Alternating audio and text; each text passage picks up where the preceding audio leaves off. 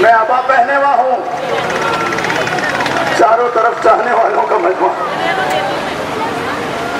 لیکن میرا سید سجاد، میرا بیمار امام جب اسیر ہوا تھا نا عزاداروں، تو ہاتھوں میں ہتھکڑیاں تھیں، پاؤں میں بیڑیاں تھیں، سر پہ جب بھی امامہ رکھتا تھا نا میرا مولا سید سجاد، تو اوپر سے آگ برسائی جاتی تھی۔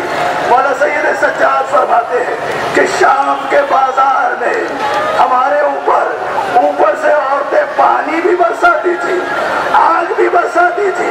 ارے سید سجاد کیا کرتا؟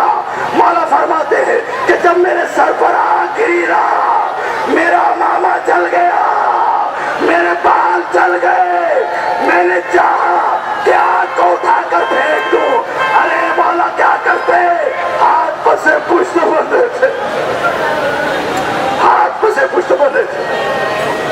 عزادارو، شہزادی زینب جب دربار شام میں آئی ہے نا، دربار یزید میں آئی ہے نا، عزادارو 12 گلے ایک رسی سے بندھے ہوئے تھے، 12 گلے ایک رسی سے بندھے ہوئے تھے، اور ایک 3.5 سال کی بچی تھی جس کا گلا بھی اس رسی سے بنا ہوا تھا۔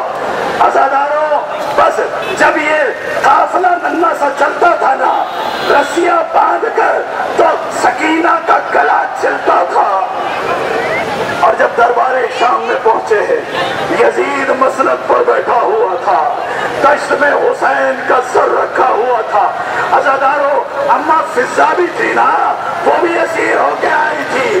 بس اماں فضہ نے دائیں دیکھا، اماں فضہ نے بائیں دیکھا، کچھ حبشی غلام کھڑے ہوئے تھے۔ حبشی غلاموں سے کہا، ارے حبشیوں، تمہارے حبش کی ملکہ آج گرفتار ہو کے آئی ہے، ہماری مدد نہیں کرو گے؟ بس تلواریں چمکی۔ ایک دفعہ حبشی غلاموں نے کہا کہ ہماری عورت کو چھوڑ دو ورنہ ابھی خون کی ندیاں بہہ جائیں گی۔ زینب نے نجف کا رخ کر کے کہا، بابا، ارے آج ہماری کنیزوں کے جانے والے موجود، لیکن بابا تیری زینب کا مدد کرنے والے۔ یہاں سے راستہ بنائیں، بہت اطمینان سے